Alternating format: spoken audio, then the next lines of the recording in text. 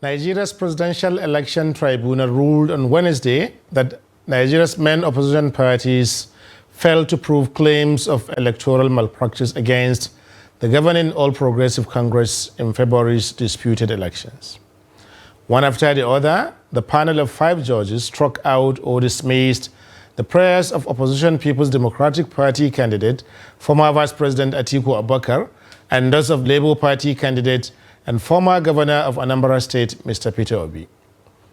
The petitions have been nearly 6 months in the making and followed one of Nigeria's most tightly fought elections, in which former Lagos Governor Bola Ahmed Tinubu won 37% of the vote, beating both Atiku and Obi, who placed second and third respectively. Abubakar and Obi had asked the court to invalidate the election, alleging irregularities, Tinubu's ineligibility to run, double nomination of the Vice President, Senator Kashim Shettima, and Tinubu's inability to secure 25% of the votes cast in the FCT, among others. But the judges rejected all claims made by both parties, including that electoral authorities broke the law by not uploading results on INEC Result Viewing Portal, IREV. In today's Sunday Politics, we have 2 distinguished analysts to help us review what the tribunal's ruling truly means for Nigeria's political development for today and, of course, going forward. Of course, you, the Nigerian citizen, will also have your say via our phone-in numbers on your screen. So keep it out with us. I am Suleiman, your new host for Sunday Politics. And with me is Mr. Jide Ojo, a development specialist, public affairs analyst, and a columnist with the Punch newspaper. It's a pleasure. You're welcome, sir. Thank you. Yeah. Also with us today is Malam Yusuf Zango, former editor-in-chief, News Agency of Nigeria, NAN, and member, Daily Trust Editorial Board. Welcome. Thank you. Thank you. Yeah. So, without much ado, we'll go straight into the issue. I'm even thinking there were actually 3 parties. Yeah. Not just People's Movement. People's Allied People's Movement. And it was interesting, it was their case that the court actually ruled on first, at least when they were making the announcement last on Wednesday. So what exactly did the court say about that? Because it seemed to say that it is none of your business what political parties do internally, or what did the ruling mean? Let's begin with you, Mr. Jide Ojo. So, again, thanks for the opportunity. It's been a while on this show. What happened last Wednesday is unprecedented in the electoral jurisprudence of this country. Nigeria had over 100 years of electoral democracy since 1922. Yes. So we've gone a century. But that's, first we should know that election dispute resolution is part of the electoral process. It belongs to the post-election era, the phase, post-election phase. And it's part and parcel of our election. So when election management body determines who won and who lost, it's not the final, because it's subject to judicial review. And this judicial review is what we saw and what we are seeing, because quite a number of decisions have been made, but none has been as gripping as that of the presidential election resolution. Now, what the court said, and there are 5 of them, all belonging to a court of appeal. Yes. 4 male, 1 female. Yes. Both Christian and Muslim. The judges, all of them from different parts of Nigeria, yes. Different parts of the country. So they were deliberately chosen. Interesting. So both gender configuration, religious configuration, age configuration, everything was thrown. Now, what they said, I need to let those who are watching us know that 2 people have a right to approach the court for review of election outcome. The party and the candidate. Okay. In the case of Allied People's Movement, it was the party that went to court, not the candidate. Okay. It's not the candidate. It was the party that says, oh, Vice President Kashim Shettima had a double nomination. And aside from that, he is not qualified to have run on that APC ticket. More so that there was a placeholder, Malam Kabir Masari from Katsina State, and that is not known to law. Okay. In the course of hearing the petition from March to last Wednesday, the court, I think Court of Appeal or Supreme Court, had ruled on that case that the case of double nomination does not arise because Kashim Shettima, after his announcement as the running mate to President Tinubu, then a candidate, resigned his position as a candidate for Borno Central. Yes. And communicated same to his party, who informed INEC, and he was duly nominated. Now, first, that was what the court ruled on, because it's Presidential Election Petition Court, not tribunal. Yes. As against others, it's court. Yes. That's one. So the court now said, even this case is a pre-election matter. And that issue of nomination, qualification, has to do with pre-election, not post-election. Thank you. That's let me bring in Marlon Zongo, because Mr. Joe mentioned two things. One, that it's a pre-election matter, which is one of the things that the court said, that this is a matter that should have been decided. If somebody had an interest in this case, they should have gone to court and have this decision taken even before, Federal High Court, even before the actual presidential election. So that's one ground for dismissing the case. The second ground for dismissing the case was that such matters are internal party affairs of the party. So the APM, they don't have the locus, they don't have any genuine reason for grieving more than the bereaved. How do you think Nigerians will take this? Well, I think it's a very straightforward thing to me, because the court has made its own case, and if they feel aggrieved about it, they have the Supreme Court to go to.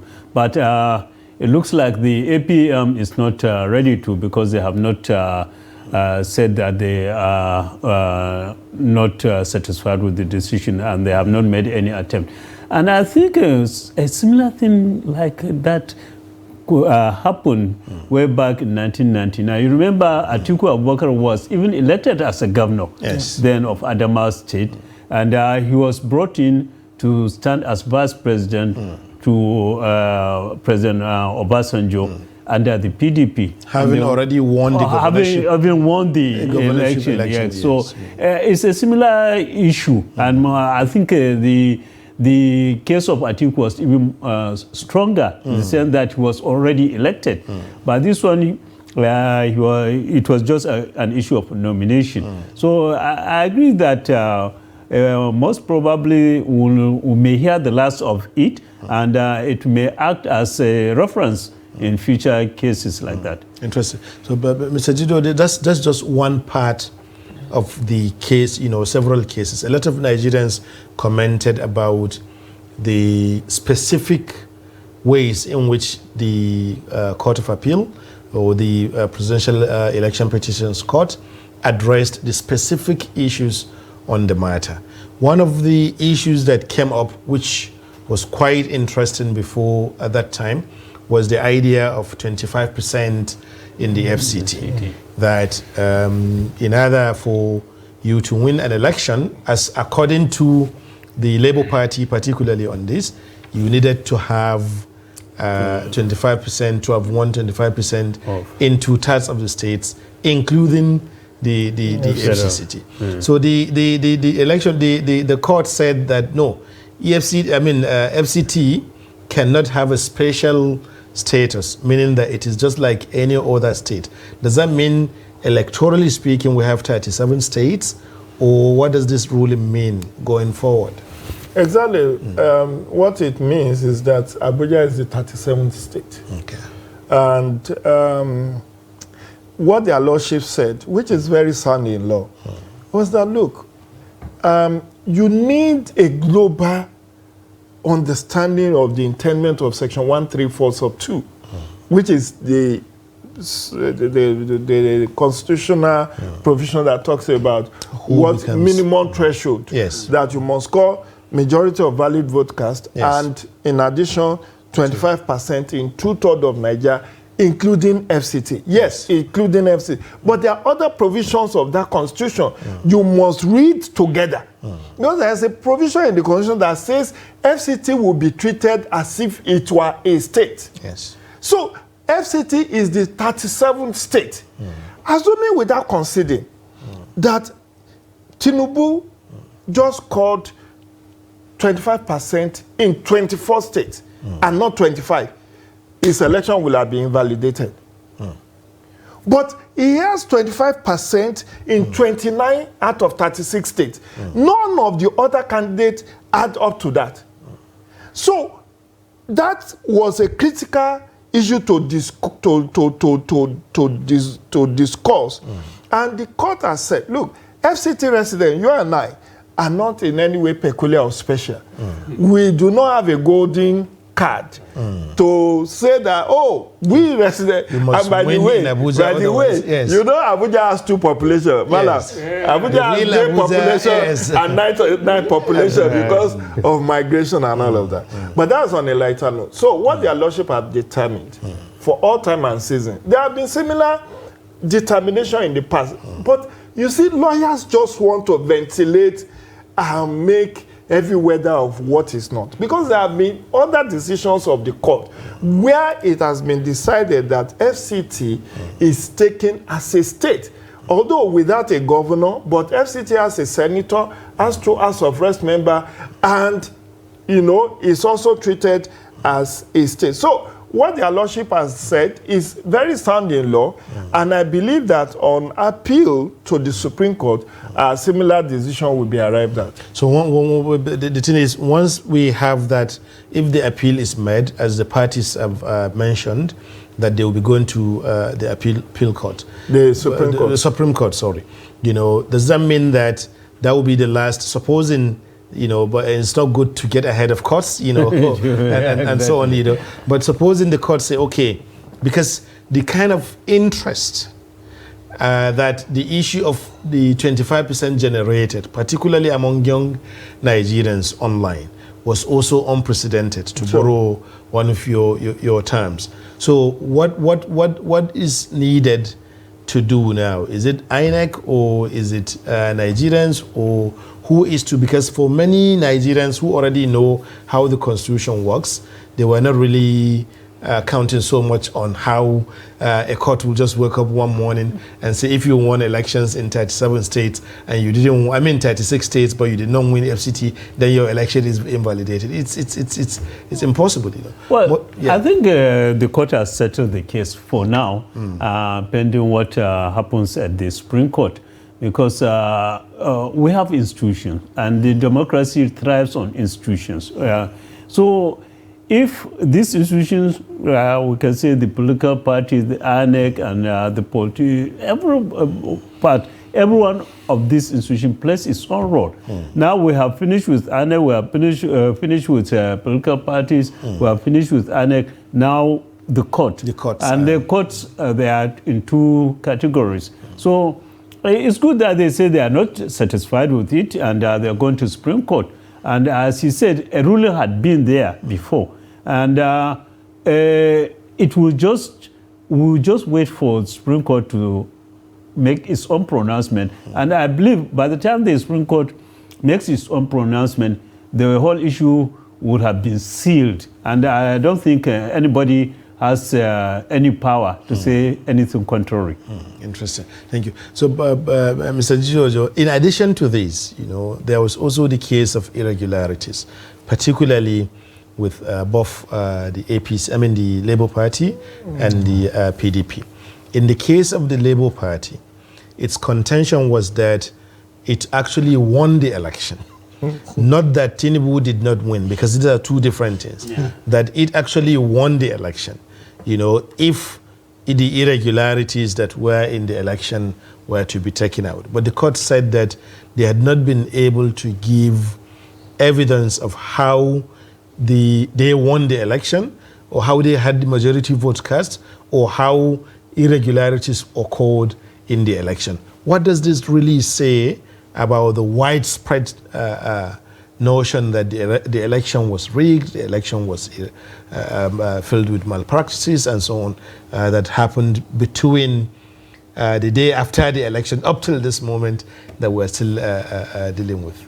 So let me say, contesting the outcome of election is not peculiar to Nigeria. And whatever is going on, I'm unperturbed, because it's in the nature and character of politicians to make every weather of even the slightest things. They want to clutch at a straw. A drowning man will want to clutch at a straw. The lawyers of Peter Obi and Labour Party knows that he who alleges must prove. You don't make a sweeping statement and say, oh, in 20 states, election was massively rigged. What does that mean? In practical terms, or in law, me and you can say this over beer, over kunu, over juice. But to a lawyer, if I say you are stupid, you have to prove that stupidity. This is a criminal allegation. And in law, you know, election is sui generis. That means it's in a word of its own. Yes. But when you make, and I want to draw very quick reference to what happened in the case of this Godswill Akpabio, yes, retrieving, being declared as the winner of the senatorial election, yes, and Machina, and Ahmed Lawa. In the case of Godswill Akpabio, it was a civil case. The primary was nullified, and there was another one. It's for you to prove. But in the case of Machina, he said, oh, the primary was rigged in favor of Ahmed Lawa. Now, when you allege rigging, you have to prove that rigging is a criminal offense. It's a criminal offense. So there is a civil, there is a criminal angle to this. Now, when Peter Obi and his lawyers in Labour Party said the election was massively rigged, you just don't make a sweeping statement. What their lordship is saying is, oh, assuming without considering that the election was massively rigged, sir, there were 176,846 polling units across the country. There are 8,809 words. Yes. There are 768 local government and 6 area councils. You then don't say, oh, election was rigged in favor of APC in Bauchi, in Gombe, in Adamawa, in Lagos and all of that. Where in Lagos? If you say Lagos Island, there could be and each word, each polling unit, they have numbers. They have numbers. Yes. That's what their lordship is saying. Don't just come to us with this sweeping statement. You have to start to prove your case from polling unit. Which of the polling unit? You said election was rigged in Lagos. Okay, assuming it's Etiosa local government, there are possibly 200 polling units in Etiosa. Is it all of them? Or part of them, or some of them? If you so, there are 20 recognized local government in Lagos. Is it all the 20? And you don't just say, oh, in all the 20. You have to specifically prove from polling unit to ward to local government before you come to state. So what their lordship is saying, and let me stretch it further. You said you deploy 133,000 polling agents. Yes. Now, you didn't take evidence from all of this 133,000. You now say you brought a cyber security expert from somewhere who works with Amazon. It did not generate this result. You now download something from the internet and pass it and say, oh, see, this election was rigged. Is Amazon, did INEC say that it's uploading result on Amazon? It was on RF, which is a different portal. So how did Amazon computed its own result? And their lordship is saying, he who alleges must prove. You have to prove from polling unit to ward, to local government, to state, and that it is unacceptable for you to just say the election was rigged And one of the justices, after the main judge, after Justice Samani read, he said, look, you said INEC rigged the election in favor of APC and Tinubu. Why did they not rig 25% for him in FCT? Interesting. So I would like to bring Mylan Zongo to the discussion at this point, but this is where we take a very short break. When we return, we will be here for you and for Sunday Politics. Please stay with us.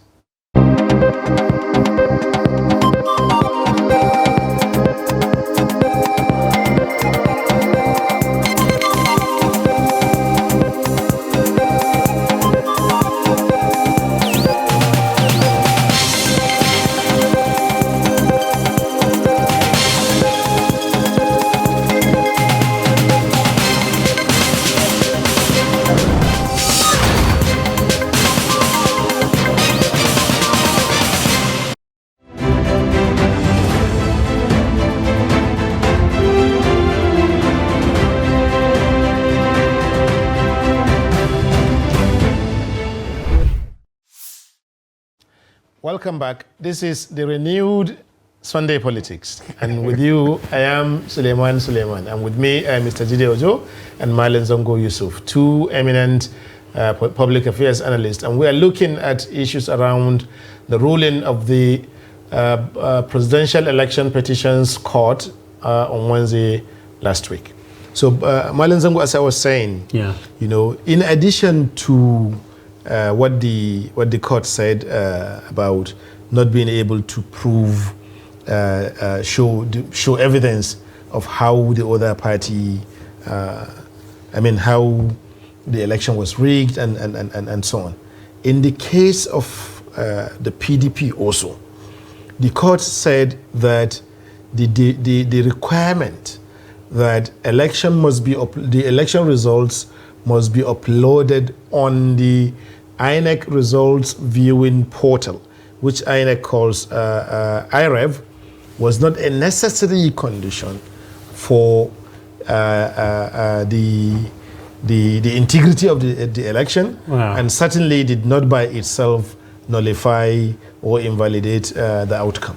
What do you think of that? I think this issue was even on before the court case, and there was so much debate on it that whether INEC was right and changing that, because they promised to upload the result on Arab, which eventually they didn't, and they gave their own reasons. But even at that time, many people read the provision of the electoral law, which said that INEC was not under any obligation to do that. But it was one of those things that it could deploy or it could use when it felt or it feels that it is okay.